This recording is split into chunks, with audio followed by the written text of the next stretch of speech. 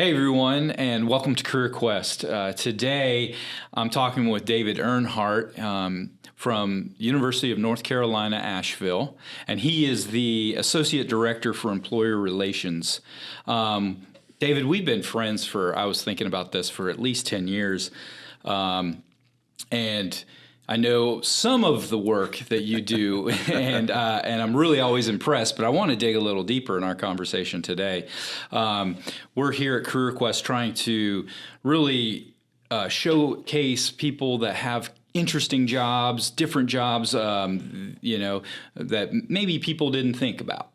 So really want to start off just learning a little bit more about you and your career and how you kind of got to where you are. So, education and previous jobs and stuff, these things all take their own form and lead up to where we are today. So tell me a little bit about that, David. Well, it's a great question. Thanks for having me. Yeah. Very excited to be here and be part of the conversion. So, a Western North Carolina native, if you can't tell by my accent.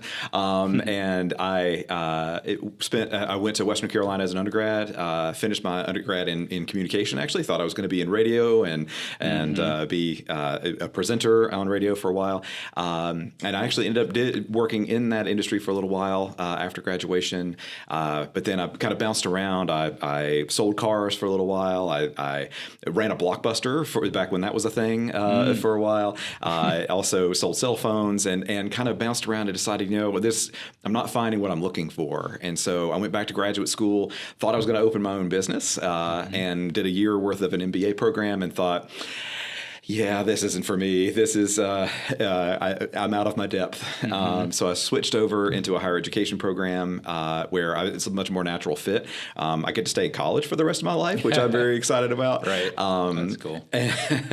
And I graduated in 2009, from graduate school, which is right after the financial crisis. And so I sent out 125 resumes. Oh, wow. I did 33 interviews, and I got one offer in Massachusetts, and I thought, well, I'm going to Massachusetts. And so I spent 6 years in Massachusetts working in two different schools, a small private business school and then a public, working as an advisor for a large public research institution there. Oh, wow. And then decided to come back to where the T is sweet and the accent makes sense. And I've been working in the Career Center at UNC Asheville for the last 6.5 years. So I've been working now. My role is to work with employers to help them recruit. So help them find full-time candidates, part-time candidates, year of service folks, interns, graduate students as part of my role with the Career Center at UNC Asheville.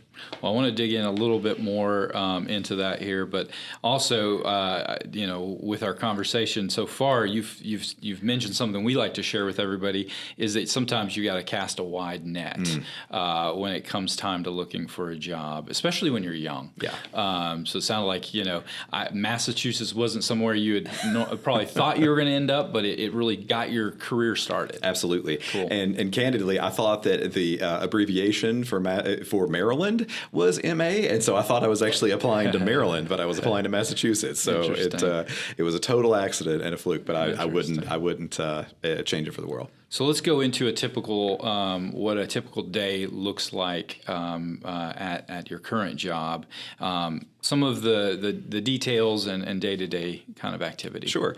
So part of my role is to work with recruiters and employers. So my goal is every day to get in and help them find what they're looking for. So I feel like there's a fit for every employer at UNC Asheville in some fashion, and so my role is to kind of help employers see who they can expect. So, they might be looking to build an internship program. So how can they build that internship in a way that is attractive to students and interesting to them?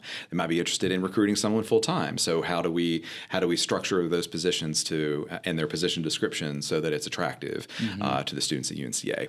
Also do a lot of event planning and kind of building events that students are interested in attending, and also employers are motivated to be a part of. And then a big piece of my work is it's a lot of communication. It's a lot of phone calls and emails, and so I always like to say that I start every day with yesterday's to-do list because I'm never done. Yeah. And so it's a way of it's a way of making the day different every day. Interesting. Yeah, that's great. You start. How important is having good, email etiquette and being able to communicate? And tell me a little bit about, collaboration and what that means to you. Sure, absolutely. So to answer the first question, I think that the way that I communicate via email is hopefully very authentic, and it's an engaging way for folks to get to know me. And at the same time, I am I want to be as precise as I can. So I try to be. I don't use a lot of abbreviations or a lot of text slang, or I'm very formal in that way because I want to be. I want them to understand that anyone that I may or may not know, they're going to have a quality experience when they come and recruit. So for me, having a professional email etiquette is very important because it gives the employer. It's the first way that the employer knows that they will hopefully have a good experience when they come to campus. I mean, and you work for a liberal arts college, and I think that's probably some of going to a liberal arts college, you get that kind of well-rounded, you know how to speak and write and do all these things, which it may not be technical school that they're going to, but they're getting that, which a lot of times is overlooked. Absolutely. I think, as far as a skill set. Absolutely. Yeah. And the employers, a lot of the employers I talk with too, they are very motivated to teach the skill set. They'll say, I can teach them to build a widget, or I can teach them to run a software. What I need them to be able to do is think critically. I need them to be able to communicate well. I need them to be able to solve problems. And all of that is ingrained in the education at UNC Asheville as a liberal arts graduate. So regardless of the candidate they would be getting, they've gotten some of that grounding in those soft skills, which is an industry term for better or for worse, and they have that opportunity, and so kind of helping an employer see that is useful because they may be looking for a very specific skill set, and also looking for these kind of soft skills that they're going to get in droves whenever they recruit here. And a lot of, I mentioned collaboration, and it sounds like your role, you do a lot of that with the business community, but even just anyone going out into the workforce. We don't work inside vacuums. Right. So collaboration is an important aspect of anybody's job. Absolutely, yeah. And that's one of the reasons why I was excited to be here today, actually. Yeah. I mean, this is an example of the way that I feel like my role is collaborative in the community, being a part of Goodwill and being a part of the work that you do is it helps me stay connected to employers that I may not see on a regular basis, and it also gives me the chance to build relationships with an organization that's doing really impactful work, and that I get to hopefully represent to the students. So to give an example, yesterday we just talked with the young lady who's in charge of the career closet here, and we're actually going to build an event this fall that's a fashion show for professional dress out of the Success Closet here at Goodwill. So as an example of a way of communicating and a way of collaborating with the community is I